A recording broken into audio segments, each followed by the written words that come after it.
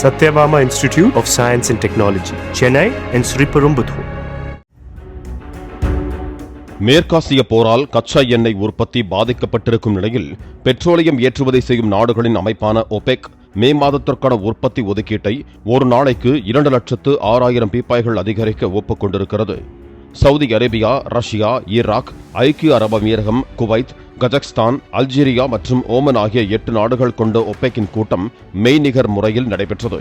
Hormuz நீரிணை மூடப்பட்டதால் கப்பல் போக்குவரத்து பாதிக்கப்பட்டு கச்சா எண்ணெய் விலை பேரலுக்கு சுமார் $120 உயர்ந்திருக்கிறது. தற்போது ஒபெக் நாடுகள் எடுத்திருக்கும் முடிவால் எண்ணெய் விநியோகம் அதிகரித்து விலை குறையும் என எதிர்பார்க்கப்படுகிறது. Satyabama Institute of Science and Technology, Chennai and Sriperumbudur.